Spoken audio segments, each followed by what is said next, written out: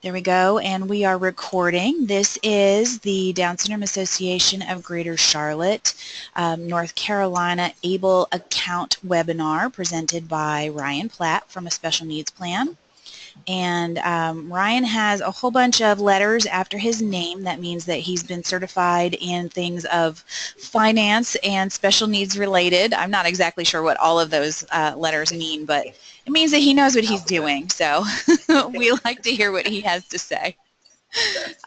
Thank you, Too Ryan. kind. Yeah, oh, thank you for coming in here and spending some time with us this evening, and thank you to everyone who has signed on for this session. I'm going to mute everyone. Okay, you cannot speak now. You can chat through the chat box, and I am going to make my picture go away,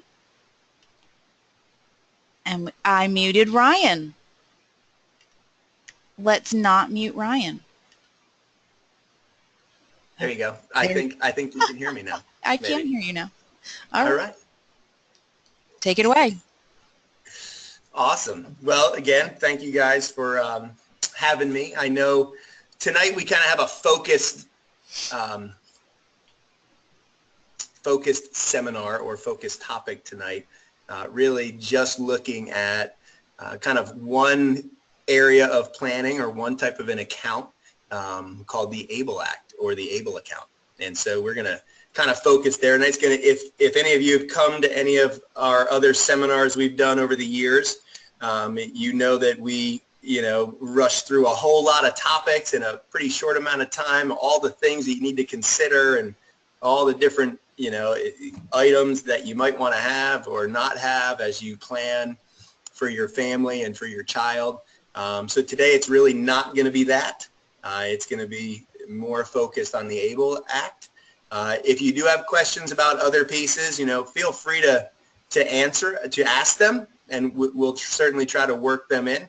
Or always feel free to email me with a question. I'm happy to answer those as well. So, as we kind of get started, I always put up my funny disclosure. Don't do anything that I say in this seminar. As Terry said, this is me, or a portion of about me. And as Kathy said, go Deeks. So what's on your mind? Well, tonight we're going to talk about the ABLE Act and ABLE accounts. So like I said, if you have other things you want to chat about, put the question up there and we'll try to get to it. If not, if there are a bunch of other things you guys want to learn about, put that up there and maybe Terry and I can figure out another webinar time where we can cover those topics for you as well. So feel free to do that also. So the ABLE account, diving into it. As many of you know, the ABLE Act was passed back in December of 2014 and had to go through, quite a bit of the regulatory system, regulatory adjustments until it became a workable account. And then each individual state had to decide, how they were going to manage an ABLE account as well as build the infrastructure around it so that it could be supported. So each state manages their own ABLE account. And again, what precipitated this seminar is the fact that on January 26th, North Carolina's ABLE account became available. Now again, and this will come up a little bit later, you can use any state's ABLE account that you would like to. So even if North Carolina didn't have one, you could go to any of the other states that offer them and begin using theirs. And so some of the things that I just want to review, we're going to kind of go high level first and then give you some specifics, especially of the North Carolina plan, since that's one of the newest ones available and since we live in North Carolina. So when we think about the ABLE account, one of the really exciting pieces of it is that first item saying having more than $2,000. Depending on the age of your children, you will know that $2,000 number can be a very important number in reference to any assets your child has available to them as they reach the age of 18.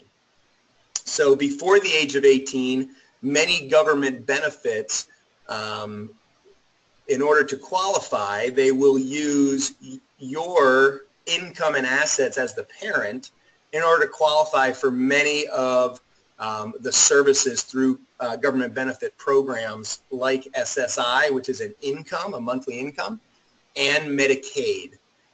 Once your child reaches the age of 18, now the government does not count your income and assets any longer.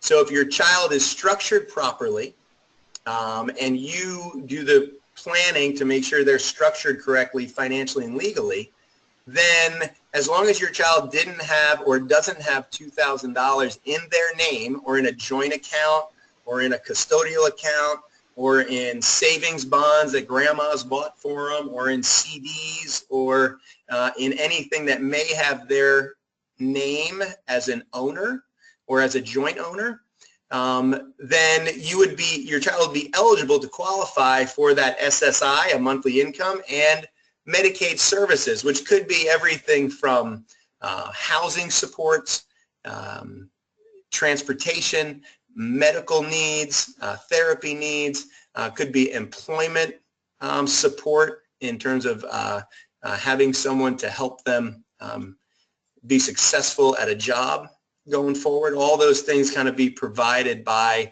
some of those Medicaid services. So if your child ended up having more than $2,000, what would happen is you would lose access to those benefits and they would be gone. And so there are a number of different accounts that you can have or assets that someone could have that are what are called non-countable resources for those government benefits. You know, they include owning a house, owning a car, owning a prepaid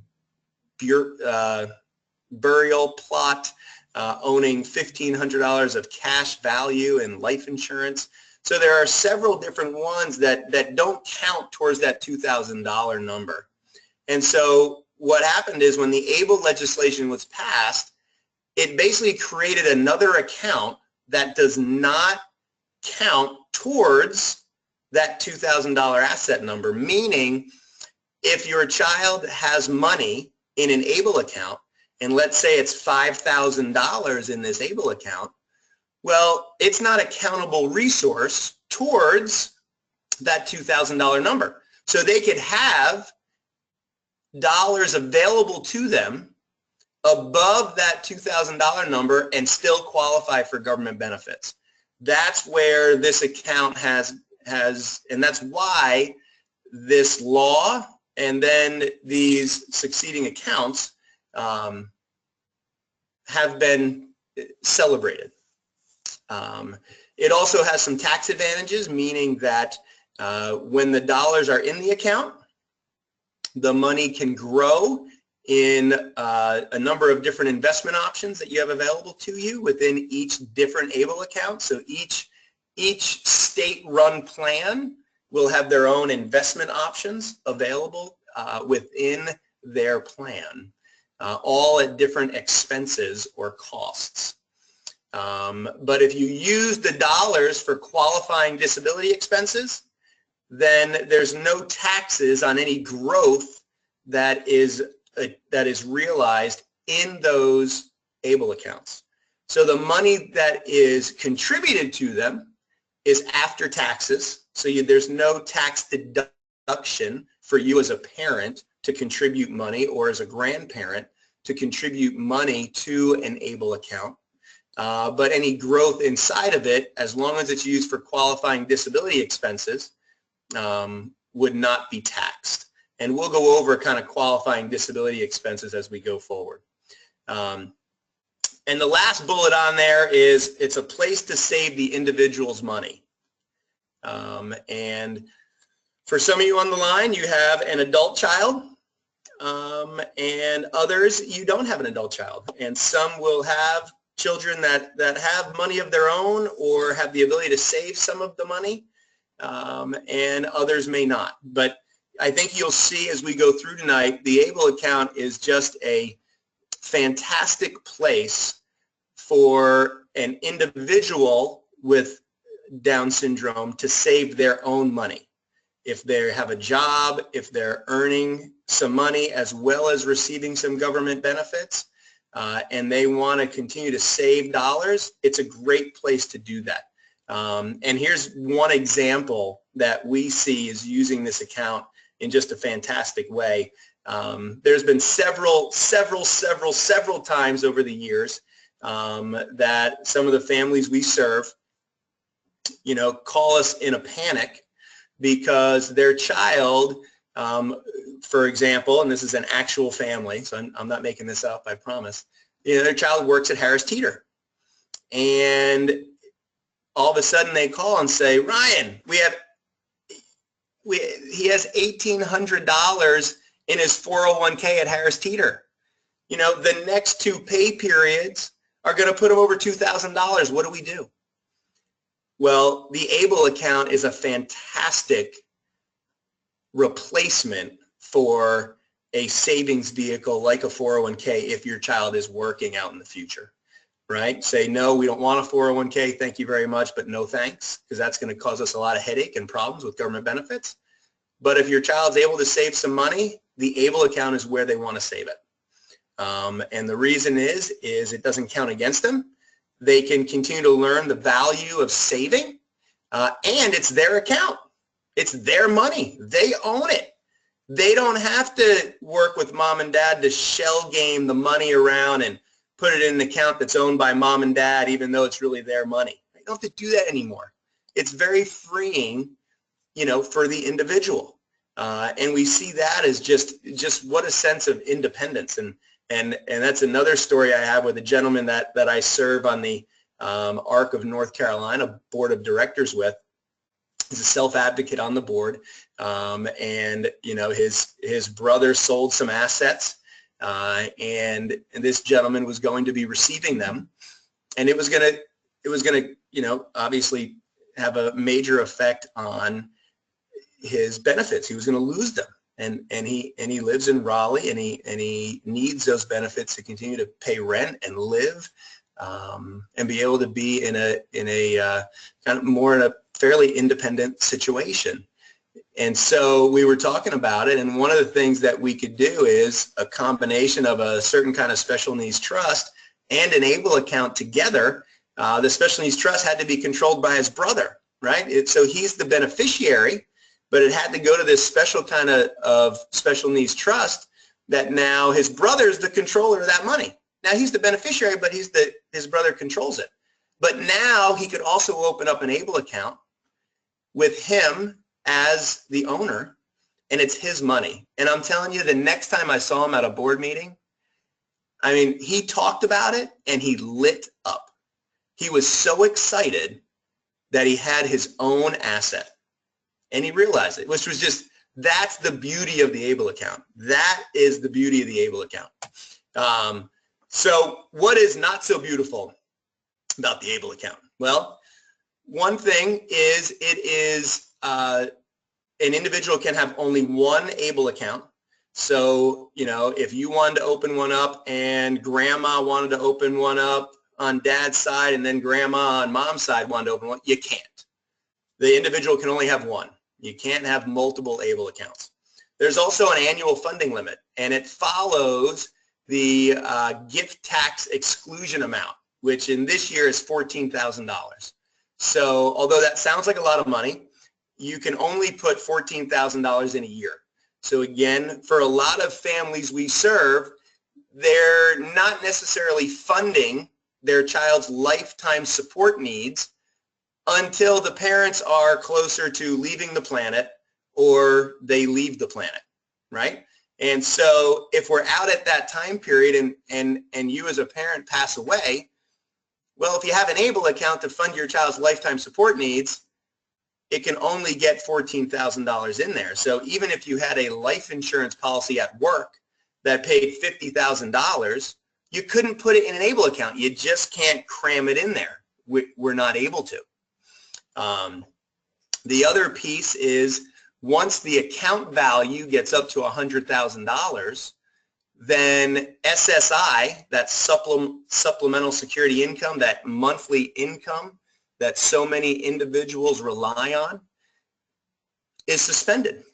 So they wouldn't receive that anymore until that account comes back down under $100,000, right? My concern with that is it going to be monitored as closely as it needs to be as more and more of these accounts come into play? Meaning this, right? If we're invested in the stock market, we're all old enough to know that the stock market goes up and down. We've all experienced that. So if all of a sudden you have $99,000, or not you, your child has $99,000 in an ABLE account, and the stock market has a great day, and now the account goes up to $101,000, and Social Security finds out and the check stops. But now in April, the stock market doesn't do well, and now it's back down to 98. My concern is the management and notification to Social Security to ensure that that income gets turned back on. So these are new. Maybe they're going to have a system to be able to do that.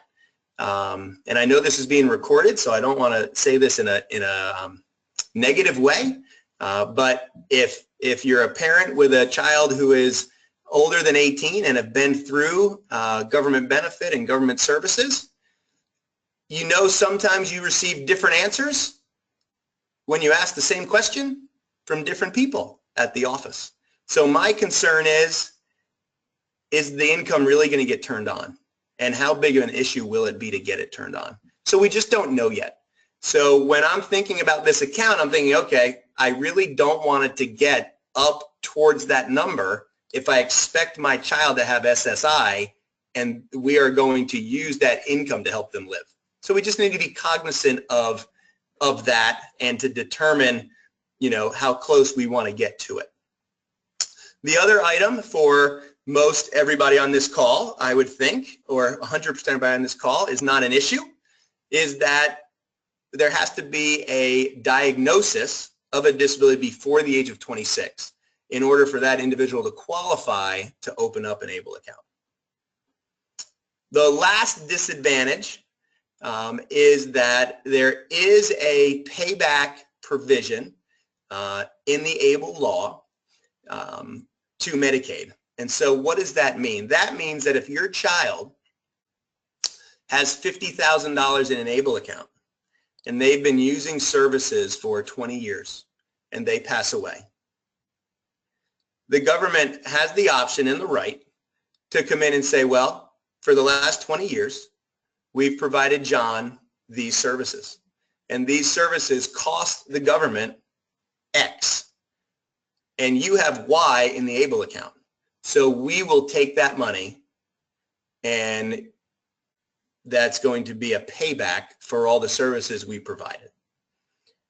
So those are kind of the disadvantages to the ABLE account.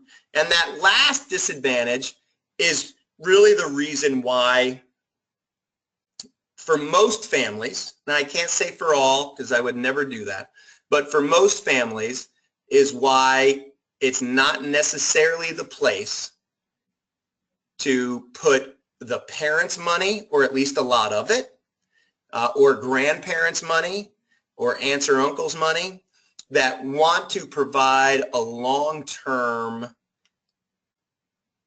support structure financially for your child's lifetime needs. One, because you can't cram it in, and two, if they pass away with money in there, the rest of your family's not going to get it. If you have other children, they're not going to get it. The government's going to get it. That's why we kind of lean on the side of caution right now in terms of how much we put in the ABLE account and whose money that we put in there. That's why I say the ABLE account's a great tool, you know, if we use it the best way possible, right? I mean, if we have a nail, a screwdriver isn't going to be the best tool, right? The hammer is going to be the best tool.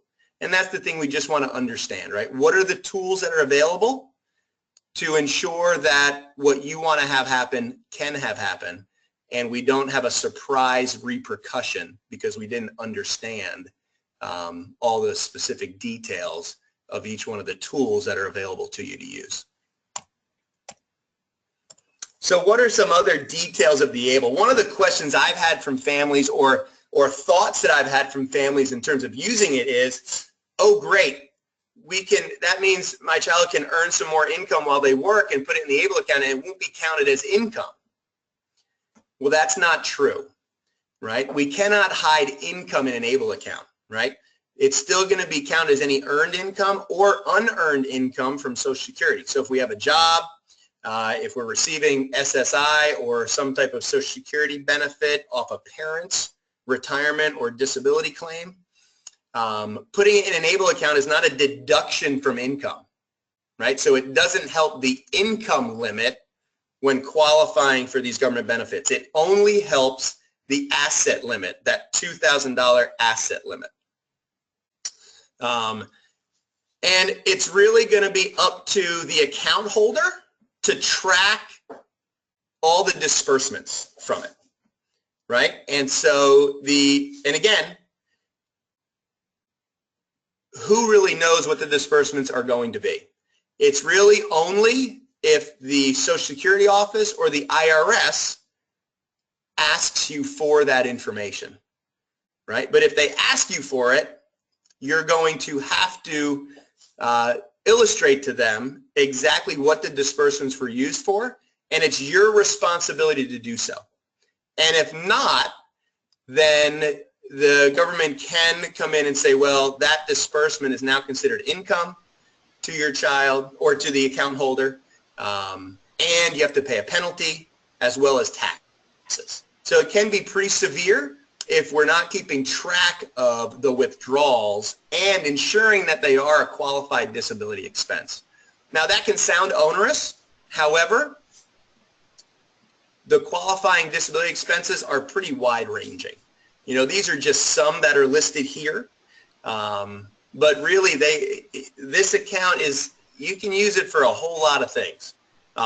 So, you know, as we continue to dive into these, I see a huge opportunity, you know, for kind of combining forces with a special needs trust and an ABLE account and using them together as the individual is managing their life, and, you know, that next generation is, you know, managing kind of those support needs and the financial pieces using those two accounts.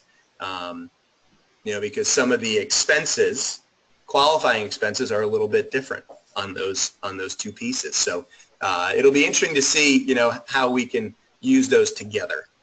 You know, the third bullet there is, you know, you don't have to show any paperwork to open an account, right? So there's no,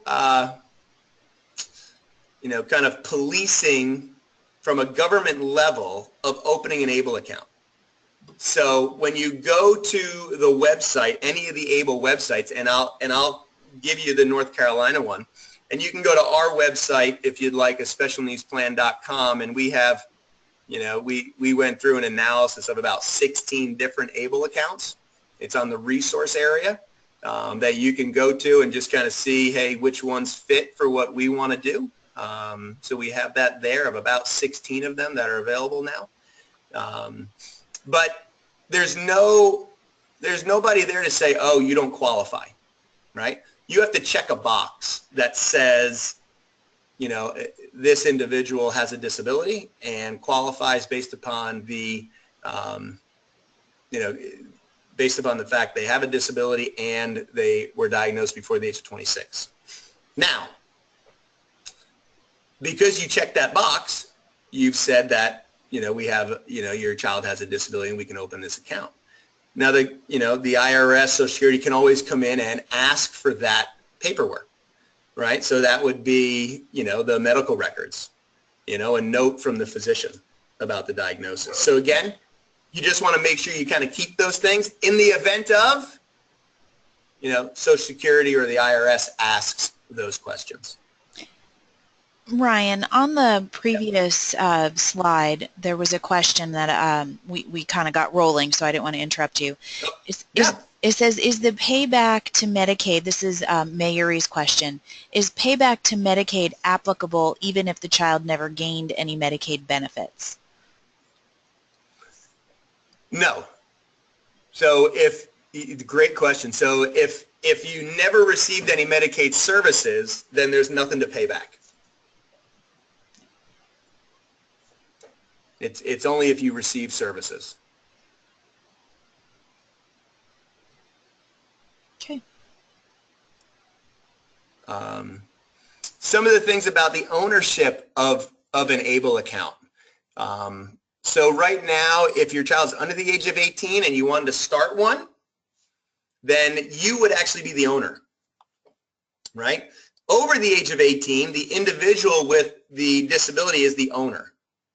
Now, if an individual is over the age of 18 and has a guardian, right, meaning, and when I think of guardian in this term, it means you just kind of kept the parental role, right? You kind of kept the decision-making ability in a legal way to kind of protect your child going forward if you decide that that's a direction that you want to head.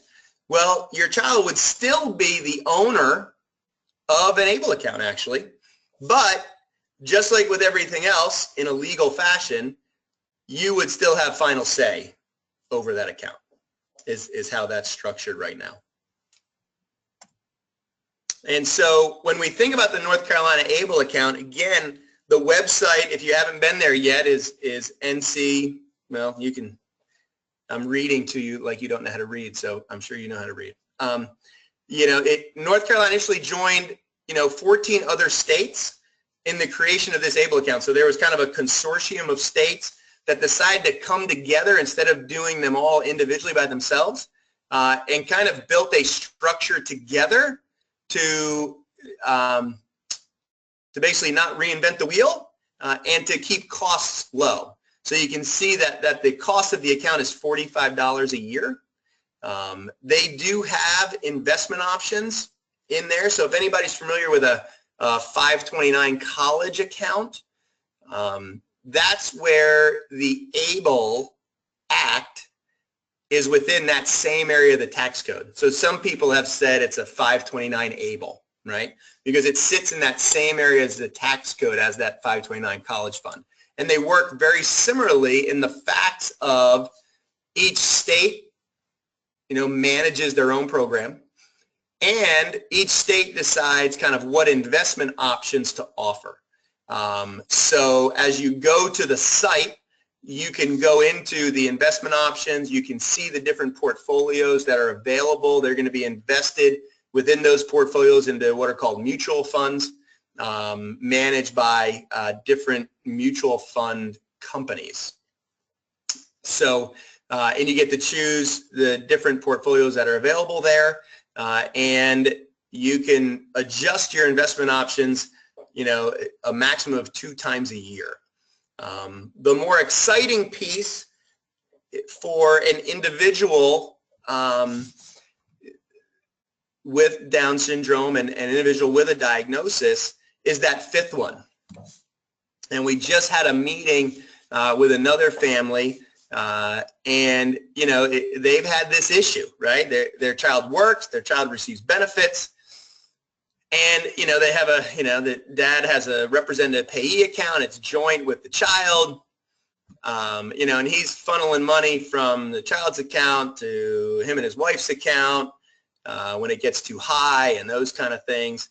And so this ABLE account is going to fit perfectly for them and their son, because he's going to be able to use a debit card and check writing when it's available, which for North Carolina is going to be available on March 31st, which is that's an exciting piece of it. Not all ABLE accounts offer the debit card and check writing, but most of them are going in that direction. So what does that mean with the debit card? Well, it really means that wherever a debit card is accepted is where they could use it, right? So again, especially as an adult, if they're living in a semi-independent situation and they go to the grocery store, well, they could use that debit card at a grocery store. They could use it to buy a DVD or a movie. So that's an exciting piece that really brings the ABLE account into a place of usability. And I'm not sure that's a word, but it allows the individual with disability to actually use that account, which I think is terrific, especially in the sense of continued learning and continued knowledge about money and savings and using dollars in and out, and continuing to kind of learn that at whatever level they're at that time, which can be exciting for them as well, from the experience that I've had with several individuals that have their own account. So ABLE is certainly one planning tool when we think about this kind of planning. It can be a great tool if used in the right way. It could be a very limiting tool if used in the wrong way. So these are kind of all the different pieces that you should probably be thinking about as you are assembling your plan, and obviously ABLE being one of them, and really understanding, okay, how does an ABLE account fit with a special needs trust, or when do I fund an ABLE account, and how does it fit with my government benefits and any retirement plans that I'm doing, or any life insurances? And so it's important. It's a great tool that's available to us, but we also want to make sure that you mix it well and it's used in the proper way, to again ensure one thing, which is the secure future of your child, and the understanding of other family members, especially if we are going to involve our siblings with future care, if we're not here anymore, depending on the age, or if you're going to include your child's siblings at some point out in the future. We want to equip them with the tools as well, which is why communication strategies, to me, are so very important when we're thinking about this kind of planning. And so that's why when you think about this planning, all those things on that other page, really all of these pieces are kind of surrounding your family and should be, part of the overall plan as you're thinking about what accounts do I use. We want to understand, how those accounts impact the overall plan and how they impact the various choices and options that you may have as a family, to do your very best to ensure that future.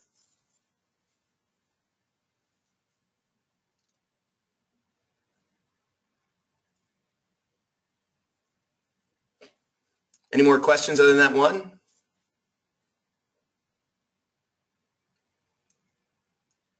There was one, but then you answered it, so we moved on. Okay, gotcha. And again, it could be on anything if you want, or not.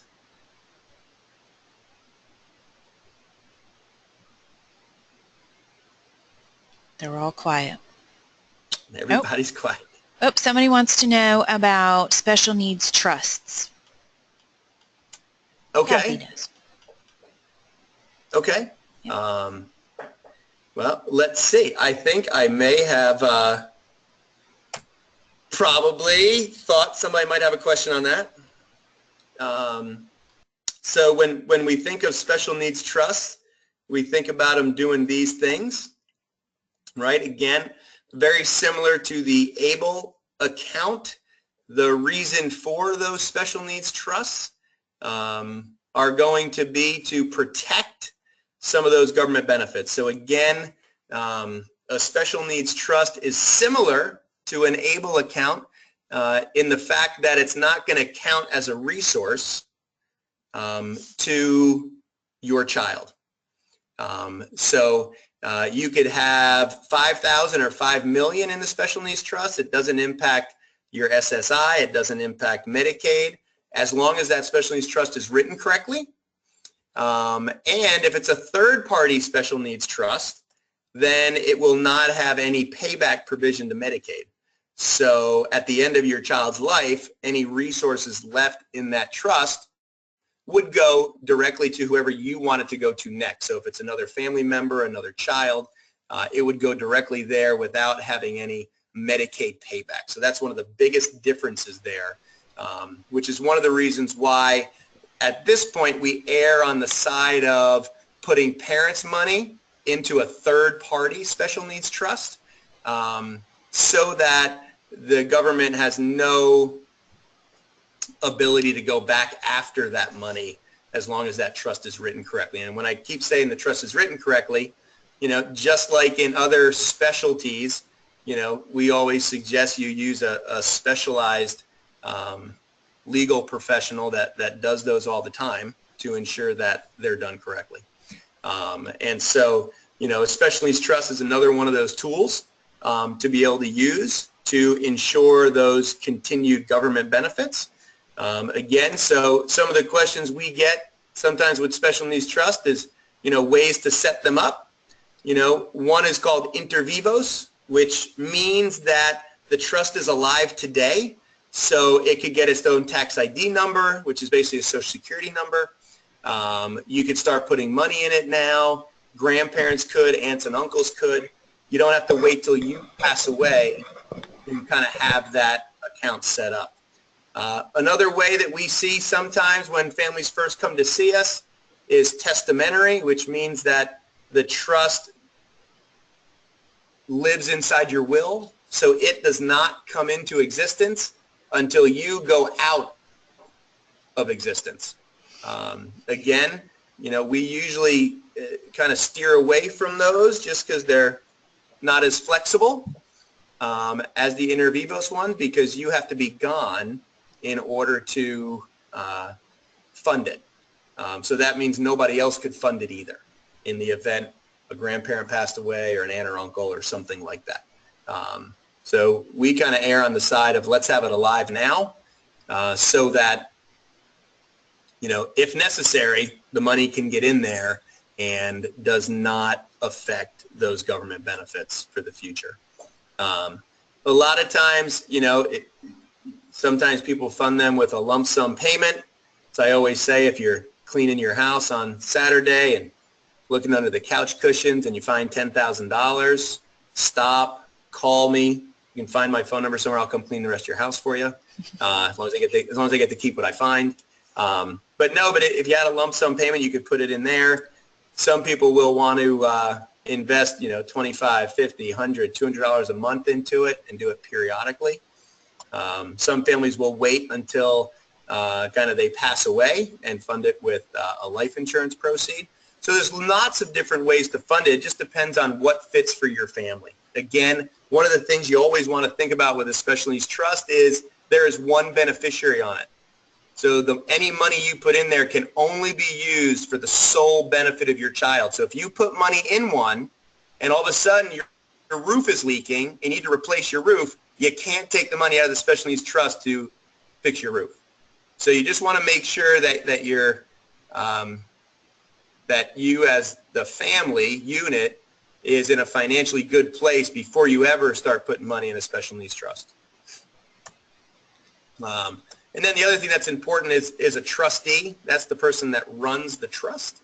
And a trustee is really responsible, I kind of say, for four things. They really need to know what your child needs, right? They should be in contact with them, at least know what their emotional needs are, what their financial needs are, what their support needs are.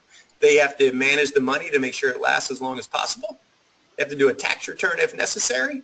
And they have to understand the distribution rules of a special needs trust. And that's probably one of the most important things, as well as knowing what your child needs to live a great life. right? They really need those two, because if the money isn't distributed properly or managed properly, then the government can disqualify it as a special needs trust, and then those assets get counted towards your child's resource number.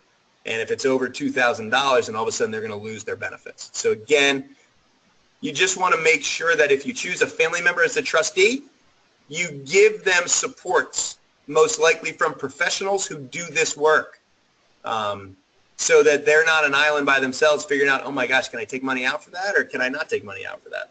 So we have a family that has a special needs trust. And I remember one time mom called me and said, hey, we want to build a fence around the house, and we help them manage the trust. We want to build a fence around the house because, you know, our daughter's a runner. So if she's outside, she's just going to keep running. And our backyard kind of goes over a little bit of a drop, and she could really hurt herself. And so the reason we're building the fence is for her. And I said, yes, I know that's what you say, but here's what Social Security is going to look at. They're going to say, okay, well, that fence improves the value of the house. Your child doesn't own the house, you do. So who does that provide value to? The owner of the house, which does not provide it to the child. You also have other children. And the fence also, in essence, keeps them safe as well. So as we went through that analysis, what we realized was, yes, you could use some of the money from the trust to pay for about 20% of the cost of the fence. And therefore, we would be in a good position with Social Security and not be in a position where we might lose the qualification of that money underneath that special needs trust. So sometimes, you know, you want to look at giving that family member trustee some sort of guide there, some sort of professional to at least help them, kind of an administrator. And we can talk a whole lot more about that, but I see some questions coming up, and so I want to get to those also. So Karen asks, what happens to the ABLE account if the individual moves to a different state? Nothing. You're absolutely fine moving to a different state. It doesn't matter what state you live in now. They changed that rule before all the accounts came out, that if you live in North Carolina, you can have the Tennessee one, the Ohio one, Nevada. You can have those, and if you move to a different state, you can keep the one that you have. So you're fine doing that. It's not bound by state boundaries. So that's a good question. Sandy asks, you know, I'm my daughter's guardian. In our will, our son becomes her guardian when we pass away, and she'll live with his family. Will he automatically control the ABLE account? Not necessarily. And so again, even though you wrote down in your will that your son will be your daughter's guardian, it's not automatic, right? He still has to go through that guardianship process, right? That's who you've requested. But again, you know, and this is what I always kind of share with families is that's really the state's decision, right? Now, again, I don't want to scare you and say that your son's not going to become the guardian. 99% sure he will, unless all of a sudden he's homeless and living on the street, right? That's what the state wants to avoid, right? They know what your wishes are, and they want your wishes to happen. But they also want to make sure that your daughter is safe and secure. That's their ultimate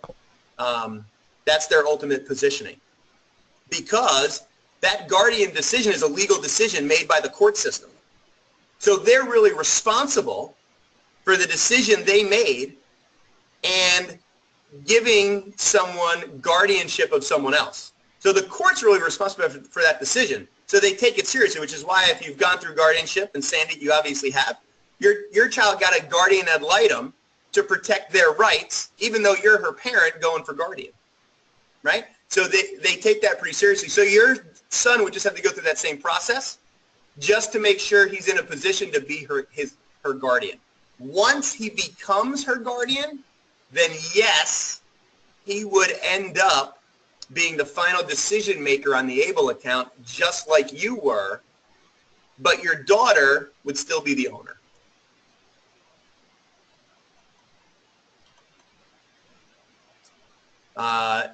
Karen asked another question about the $100,000 account value limit being adjusted for inflation.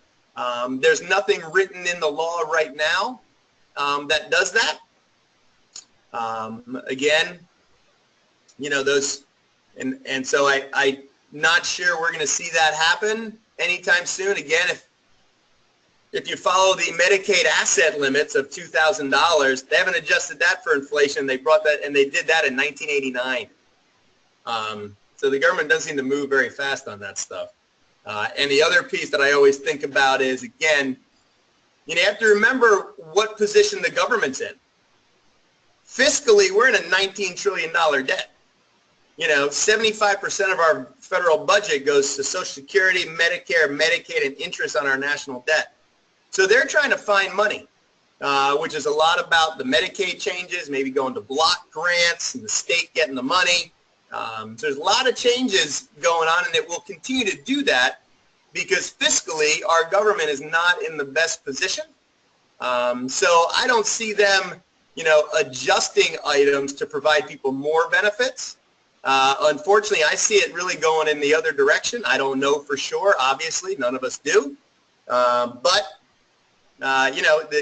It's just where we are as a country. If interest rates rise, as they certainly will, then certainly that part of the budget that goes to pay on $19 trillion will certainly go up. So, there's nothing in the law right now for that, and hopefully they do, but I wouldn't. I'm not betting on that one happening right now, anyway.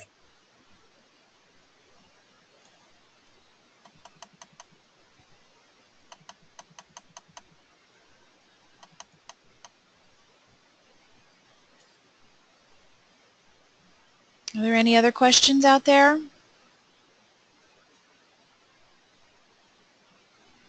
Give them a few seconds. It takes a little time to type all that in.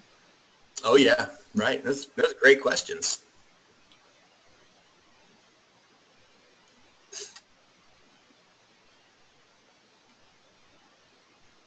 All right. Did you have anything else that you wanted to talk about, Ryan? No, I mean, I don't think so. I think you guys asked great questions. We were kind of focused here today. What I would say is, if you guys have any other kind of, topics that you want to, talk about, especially if they kind of fall within, at least for me anyway, if they fall within kind of these realms of planning, certainly reach out to Terry or Catherine at the Down Syndrome Association. We can always, try to schedule another one, which is always fun to do. Jennifer asked where to find the resources that you mentioned regarding the other state plans that you analyzed. Yes, so if you go to, and hopefully... do you have a final slide somewhere? I don't, but let's see if I can... do you still see my... Yeah. Okay, let's see if I can... Can you find your own website? I don't know. That's a good question. We'll see. And there's also another website, too. Let's see. If we go to this website and we scroll down to parents and caregivers and then go over to resources here, it's right here. Learn about the ABLE accounts currently available. Very good. It's that first one. For anybody who can't see the fine print, it's a specialneedsplan.com and then /resources. Yeah. And then, we have, if you're really bored at night and you need some, you really want to learn about all sorts of topics on special needs planning, we've done a lot of Google Hangouts with a gentleman named Keith Caldwell in California, who's a dad of an individual with autism. And we actually started doing those after we did our webinar for the National Down Syndrome Society a few years ago. Very good. So we have them all. If you're, like I said, if you're really bored one night, check that out. That should put you right to sleep. But all right. Those are those pieces. Well, great. Thank you, Ryan. I appreciate your time tonight and talking on this topic that is very important to all of us. And thank you to everybody who joined us. I'm going to, see if can you see me again? There I am. Hello. So I just wanted to, just close out the evening with thank yous to everyone for joining us and Ryan for presenting to us. And, if there are any questions that come to mind after tonight, you can reach out to me and I can get you in touch with Ryan if you don't know how to get a hold of him on your own. And we'll be putting this session up on our website sometime in the near future. And I'll send that out to all of our families to let them know about that and where to find it. So thank you all very much for joining us, and I am going to stop recording now.